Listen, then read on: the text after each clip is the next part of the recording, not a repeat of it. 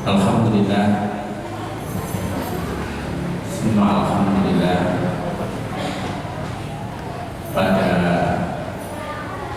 sejak tadi malam kita dipertemukan oleh Allah Subhanahu wa Ta'ala dengan bulan yang penuh barokah, bulan yang mulia, penuh dengan berbagai nikmat Allah, yakni bulan Ramadan 1435 Hijriah. Tidak ada sikap lain, perkataan, perbuatan lain yang layak kita lakukan kecuali bersyukur kepada Allah Subhanahu wa Ta'ala. Karena ini bisa kita sampai pada bulan Ramadan tahun ini semata-mata betul-betul benar-benar karena hanya nikmat Allah. Tidak ada peran apapun, adil apapun kita sehingga kita sampai pada bulan ini masih hidup, masih sehat dan seterusnya.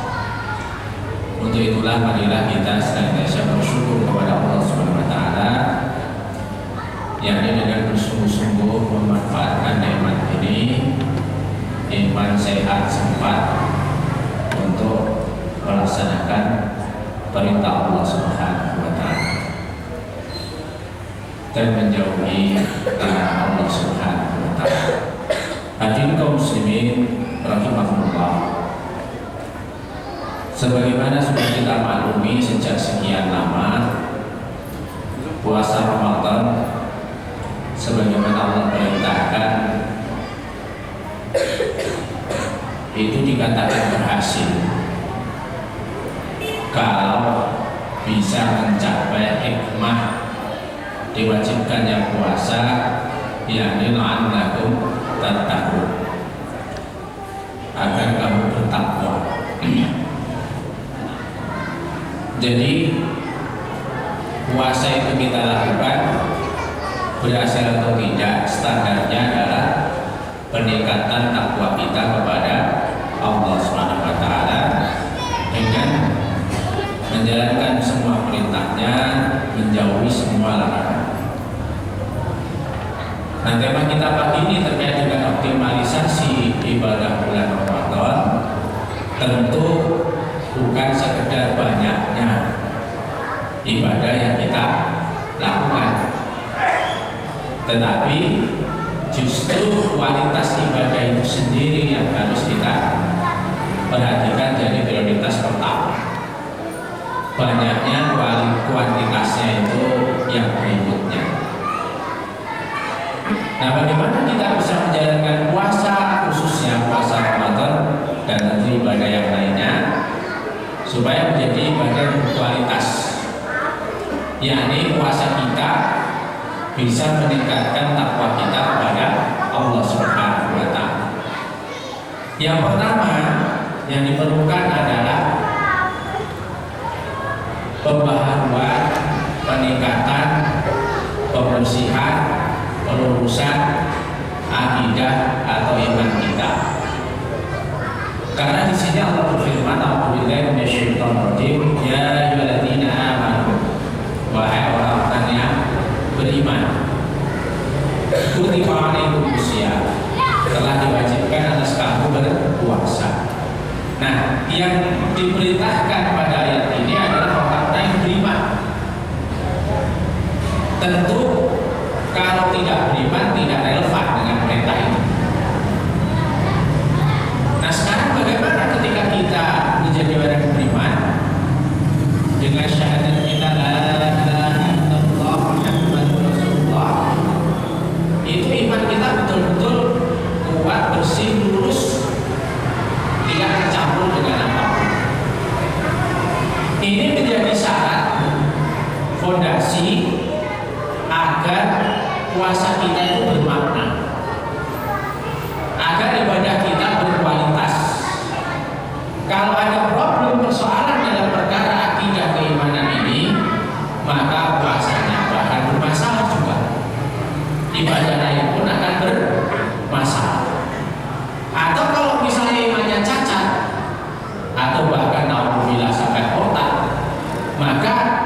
ibadah itu tidak ada gunanya. Jangankan puasa sebulan, setahun juga tidak ada gunanya. Jangankan setahun, seumur hidup pun tidak ada gunanya. Bahkan 1000 tahun, 1.000.000 tahun pun tidak ada gunanya. Nah, kalau kita lihat fenomena kehidupan kita sendiri, kita koreksi diri kita sendiri, kaum muslimin juga silakan kita lihat diri kita masing-masing. Mengapa selama ini, ya kalau kita lihat secara umum, puasa kita itu kurang berkualitas dilihat dari sisi efek kepada peningkatan takwa itu kurang signifikan atau tidak signifikan, tidak nyata. Ketika tadi malam maghrib, nah ya kita lihat umat Islam berbondong-bondong ke masjid, ke musola untuk sholat jamaah mulai maghrib. Saya lihat di tempat sekitar saya tadi malam itu maghrib ramai musola. Sholat isya, sholat tarawih ramai. Kira-kira berapa hari bertahan begitu? Mungkin seminggu, 10 hari kira-kira biasa. Rata-rata begitu kan. Kalau sudah menginjak 10 hari kedua itu sudah macam-macam lah. Nah, mengapa demikian? Bisa jadi persoalannya bukan masalah kita kurang semangat atau apa, kurang ikhlas dan seterusnya, tapi persoalannya ada di dalam akidah iman kita sendiri yang harus perlu kita tingkatkan, kita perbaharui lagi. Ibaratnya kalau sebuah sepeda motor ini merupakan mesinnya, bahan bakarnya. Kalau bahan bakarnya kurang, tipis, bahkan habis, motor itu mogok. Nah, bagaimana kita melihat iman kita? La ilaha illallah Muhammadur Rasulullah. La ilaha illallah ta'ani la ma'budu bil haqqi illallah. Tidak ada yang kita ibadahi, kita sembah, ya, kita jadikan ma'bud, ilah, yaitu yang diibadahi, yang disembah, illallah, kecuali Allah. Nah, sekarang ini kita posisinya sudah seperti itu atau belum? Kita lihat misalnya, ini adalah Al-Quranul Karim. Ini adalah wahyu, kitab suci, kalamullah yang Allah turunkan kepada Nabi Agung, Nabi kita Rasulullah Muhammad SAW. Nah, seberapa jauh kita meyakini, berpegang teguh kepada kitab ini menjadi barometer keimanan kita kepada Allah dan seluruh rukun iman yang sudah kita pahami. Contoh saja begini, kalau seorang muslim itu sekuler, maka insya Allah bisa dijamin puasanya gak manfaat, meskipun puasa sebulan penuh dengan sungguh-sungguh gak manfaat. Kenapa? Imannya cacat. Sekuler itu kayak apa sih? Sekuler itu gampangnya begini. Kalau Allah berfirman, a'udzubillahi minasyaitonir rajim, aqimis shalah wa atuz zakat. Tegakkanlah sholat, bayar zakat, zakat. Rajin. Sholat di masjid, rajin, bisa jadi rajin, bayar zakat rajin. Kalau dikatakan ya ayyuhalladzina amanu kutiba alaikumus syiyam, rajin. Bahkan mungkin Senin Kamis rajin. Bahkan mungkin puasa Daud rajin. Sholat malam bisa jadi rajin. Khatam Quran bisa jadi tiap bulan. Ya, sekarang ada 1 hari 1 juz, 1 hari 2 juz, ada yang 3 juz, ada yang 4 juz, dan seterusnya. Bisa jadi rajin orang sekuler itu. Tapi kalau Allah berfirman, a'udzubillahi minasyaitonir rajim, ya ayyuhalladzina kutiba alaikumus qisas, wahai para beriman telah diwajibkan atas kamu untuk qisas. Dia komentar, itu kan zaman dulu, itu mah hukum kuno, itu gak cocok dengan kita sekarang. kebebasan manusia. Orang begini namanya sekuler dan orang begini kafir. Saya tidak ragu dan kita tidak boleh ragu mengatakan orang begini kafir. Meskipun sholat malam tiap malam, khatam Quran tiap hari, puasa Daud dan seterusnya, sholat jamaah tiap hari di masjid. Orang begini kafir, puasanya tidak ada guna, sholatnya tidak ada guna, sholat malamnya bablas tidak ada guna, bagaikan debu ditiup angin. Kenapa? Akidahnya rusak. Kenapa? Menolak Al-Quran, ayat-ayat Quran yang disebut tidak. Nah kalau begini keadaan kita, puasa tiap tahun nggak ada gunanya, nggak akan nyambung sama sekali sama namanya takwa itu. Kenapa? Nah imannya ini aja nggak diiman kok. Imannya sebagian sholat mau terima, perintah lain ditolak bahkan dengan olok-olok. Nah ini masalahnya kehidupan kita, kaum muslimin sekalian. Lebih percaya janji manusia daripada janji Allah. Allah menyatakan, A'udzubillahi minasyaitonirrajim. Wa man a'rada an dzikri fa inna lahu ma'isyatan dhanka wa nahsyuruhu yaumal qiyamati a'ma. Dan siapa yang berpaling dari peringatanku kata Allah, maka sungguh bagi dirinya penghidupan yang sempit, dan kami membangkitkan dia pada hari kiamat dalam keadaan buta. Janji Allah loh itu. Kalau dalam tafsir Ibnu Katsir dan lainnya dikutip dari Ibnu Abbas radhiyallahu anhu dikatakan, dari sisi kalau tidak menjalankan Al-Quran dan As-Sunnah dalam kehidupan kita, petunjuk Allah dan Rasul dalam kehidupan kita, maka hidup kita pasti sempit. Terus apa yang kita lakukan sekarang? Nah ini relevan dengan kondisi kita sekarang. Ada orang yang ingin jadi pemimpin, menjadikan kesejahteraan, keamanan, kehidupan yang baik, kemajuan dan seterusnya, tanpa syariat Islam, tanpa ajaran Sunnah, dapat dipercaya. Berarti apa?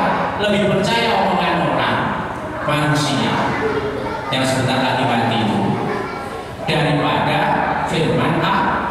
Kalau begini kok puasanya ingin jadi takwa itu terus gimana caranya? Nah ini suka atau tidak saya sampaikan, karena tugas saya hanya menyampaikan.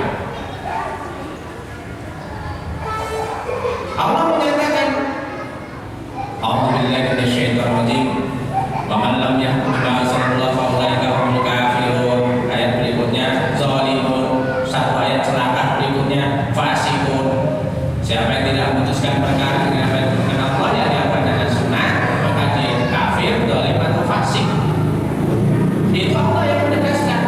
Kalau sekarang ada orang yang menolak syariat Islam diterapkan, tidak mau syariat ini diterapkan, sambil menjanjikan mimpi-mimpi kosong berupa kesejahteraan, keamanan dan seterusnya, lah kok dipercaya. Terus iman kita itu disimpan di mana?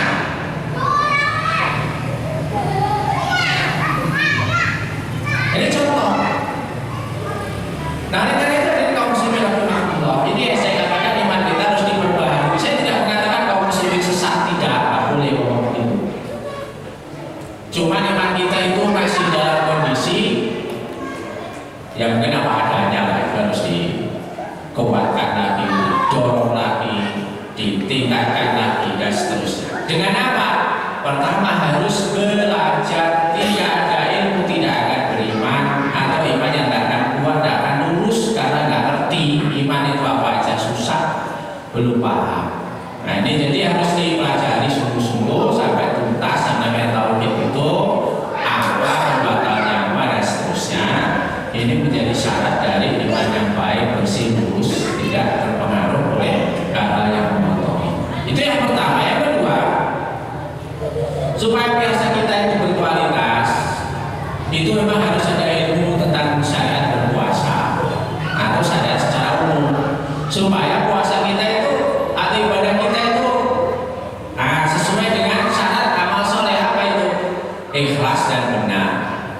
Ikhlas dari segi niat lillahi ta'ala, benar dari segi pelaksanaan tata caranya. Contoh sekarang begini, kalau kita tidak paham betul tentang ilmu syariat ini, khususnya tentang ibadah puasa, nanti nuduh-nuduh mengutamakan yang sunnah daripada yang wajib. Contohnya Bapak begitu sehari-hari. Tarawih yang semangat, sholat isya-nya ketinggalan. Jadi habis buka kenyangan kan, masih ngantuk-ngantuk, juga ada isya masih merem-merem dikit, sudah iqamah juga masih merem-merem dikit. Waktu sudah datang ke masjid isya sudah selesai, tarawih dimulai, ikut sholat tarawih, selesai pulang tidur sampai subuh. Ya, jadi sholat tarawihnya semangat, isya-nya hilang. Atau terus sholat tarawih terus nanti malamnya tambah lagi, kurang ini. Saya tadi nggak ikut witir di masjid, saya tambah lagi. Terus selesai makan sahur, tidur sampai matahari terbit. Bahkan subuhnya nanti kalau terdapat bisa mau senam pagi di arah subuhnya deh. Wah, sunnah dibela-belain, wajibnya diabaikan. Nah seperti ini kurang ilmu. Ibaratnya kalau orang ibadah seperti ini, kalau kita ibadah seperti ini, ibaratnya maaf, pakai dasi tapi nggak pakai baju, pakai ikat pinggang nggak pakai celana. Ya kira-kira begitu ibaratnya. Ya kan? Ya nggak memenuhi kebutuhan. Kalau pakai celana nggak pakai ikat pinggang bisa, tapi ikat pinggang kita rapi tapi nggak pakai celana, gimana ceritanya? Ibu-ibu suaminya pulang dari kerja, jangan Ramadan masih kerja paling dulu. Kerja apa soleh juga niatkan asal kerjanya halal. Nah pulang kerja sore-sore itu sudah ngos-ngosan mau buka puasa, pas buka puasa, terus yang ditemani makan istrinya bilang saya mau terawih. Suaminya ditinggal begitu saja, nggak diurusin. Wajib melayani suami, ngurusi suami apalagi capek habis kerja, ditinggal begitu saja, beda-bedain sholat terawih. Padahal sholat terawihnya itu sunnah, sholat isya-nya sih wajib, ya kan? Tapi bisa aja kan dilayani dulu sebentar, terus minta izin sholat isya di masjid, nggak apa-apa.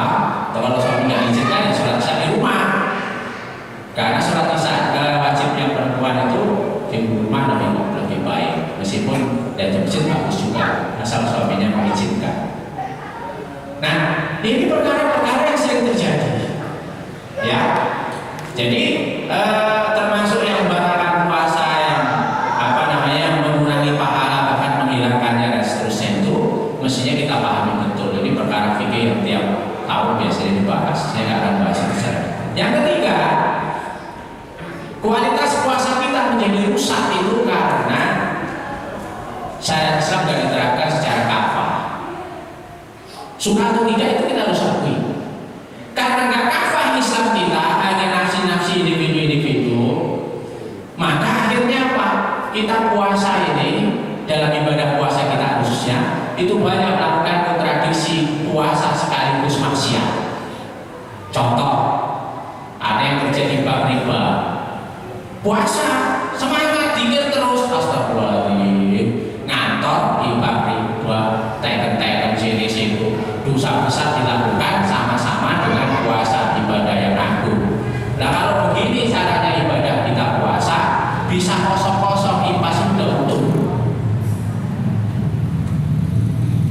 Kalau diterima puasanya, dosa ribanya jelas, dosa sangat besar, bahkan lebih besar daripada berzina dengan ibu kandung dosanya dalam hadis Nabi. Itu jelas dosa, tak mungkin tidak dosa. Sementara ibadah puasa belum tentu diterima. Ibu-ibu misalnya muslimah berpuasa sekaligus mempertontonkan aurat ke Indomaret, ke Alfamaret, ke pasar Depok sana, naik angkot kemana-mana, tidak menutup aurat, puasa. Nah kalau bisa lepas 0-0 gitu dosa dan pahala udah untung. Kenapa? Dosa sudah jelas, puasa belum tentu diterima. Hakim sidang, mimpin sidang memutuskan perkara dengan hukum KUHP bukan syariat Islam. Puasa. Serius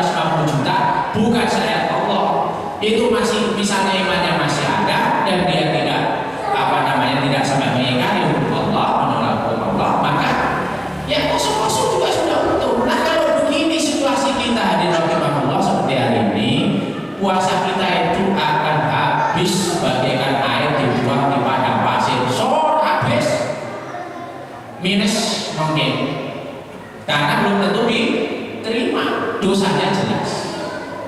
Untuk itu ini pentingnya syariat itu di sini sebenarnya itu. Untuk menjaga supaya hati kita, akidah kita itu nggak terkotori dan amal kita lurus, kalau salah dilurusin. Nah kalau sekarang boro-boro lurus, naudzubillah min dzalik, nangis kita. Kalau saya sendiri berpikir anak cucu saya kalau egois gitu ya Allah mau jadi apa ini? Sampai di kampung-kampung sana itu sekarang kalau pernikahan jarang itu yang masih jejaka sama perawan tuh. Terakhir kemarin saya pulang kampung ada tiga orang menikah, yang satu 3 bulan, bahkan alhamdulillah ada yang 6 bulan, nggak tahu satunya lagi. Yang lapor bidan kecamatan, karena kalau menikah kan diperiksa kan. Sekarang ada apa itu surat syarat apa lagi, tetanus apa, suntik itu kan diperiksa dulu. Ya kalau bidan kan tahu, mau ditutupi juga kan tahu, gejalanya jelas kok. Kalau kita kan mungkin lihat gemuk apa enggak, kalau bidan kan tahu dia detak jantungnya macam-macam, beda sama orang nggak hamil. Semuanya begitu, naudzubillah min dzalik ya Allah. Nah, kenapa? Ya karena di negeri ini karena bukan syariat Islam, karena sekuler, maka berzina itu boleh asal suka sama suka, malah dapat bonus. Bonusnya apa? Dikawinin murah. Rencananya ini si bapak karena anak perempuannya calon dokter, nanti paling enggak suaminya itu kasih uang. Kalau istilah orang luar Jawa ada uang naik, ada apa itu ya, orang Sulawesi ya, ada uang naik istilahnya. Paling enggak 25 juta, 50 juta. Tapi karena sudah dicicipin tadi itu, ya udah, yang penting kamu mau nikahin anak saya. Wah saya nggak punya uang pak. Gampang lah, karena nanti aja yang penting mau. Malah dikasih hadiah diskon besar. Kalau yang lamar baik-baik itu belum ada masalah. Itu pasti harga tinggi. Ya begitulah. Tapi kalau sudah itu terjadi buat dosa besar itu, malah dikasih diskon. Kalau emang masjid begini, misalnya masih kerja kan lamar susah. Apalagi anaknya tadi itu ada yang orang kaya, orang ini, orang itu susah, syaratnya banyak. Wah hanya imam masjid. Tapi kalau pelaku dosa besar tadi gak apa, udah yang penting mau lu kerja pak, gak apa-apa, nanti saya punya rumah di sana, nanti kamu saya suruh kerja di perusahaan saya. Wah ini gak punya kendaraan, gampang itu ada motor, mobil juga ada, gampang. Kenapa? Sudah berbuat dosa. Kenapa dikasih bonus? Naudzubillah min dzalik. Gimana kita mau selamat di negeri yang mayoritas muslimin, pemimpinnya muslimin ini karena sekuler, sholat boleh, tidak sholat juga boleh. Orang tidak sholat, orang Islam seumur hidup nggak apa-apa. Tapi kalau kita nggak pakai helm di jalan raya ditilang.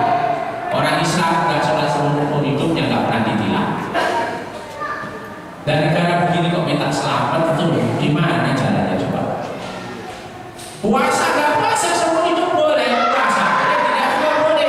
Nggak pernah puasa seumur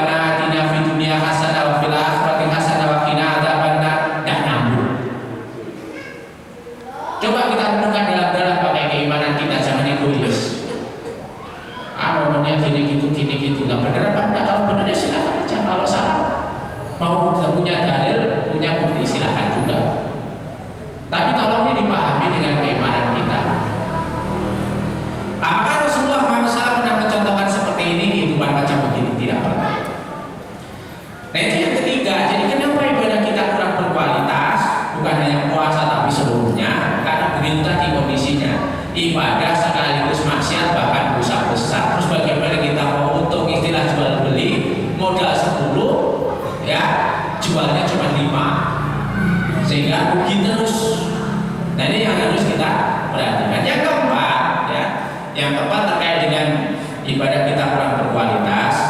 Ini karena tadi dalam kehidupan sehari-hari kita sudah biasa banyak dosa, dan di rumah ada dosa, di jalan, di kantor dan seterusnya, maka hati-hati kita ini kurang bersih.